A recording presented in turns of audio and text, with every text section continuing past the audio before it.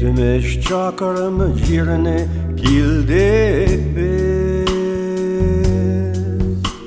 O kalfaknın tabılgan çağı,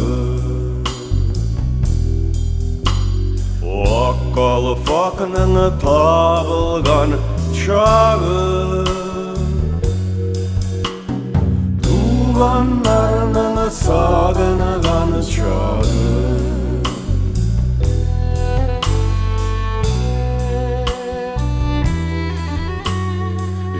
70 çakırım yakın cirtügel, bir güreşir için geldik biz. O kalfaknın tabılgan çağı,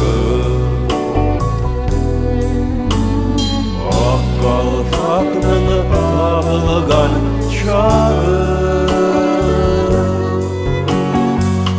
tuğanlarının sağınıgan çağı.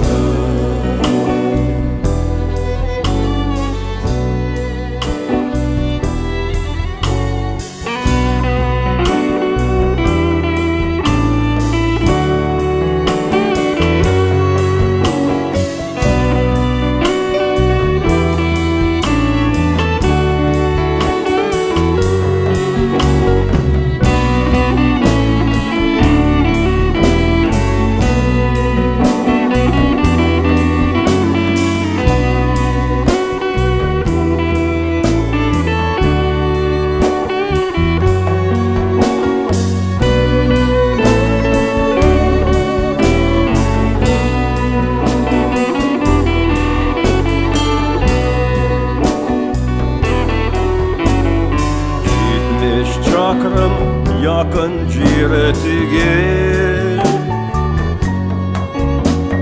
bir güreşir için geldik biz. O kalfaknın tabılgan çağı, o kalfaknın tabılgan çağı,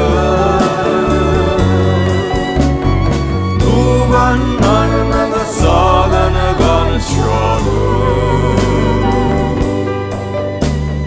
O kalfaknın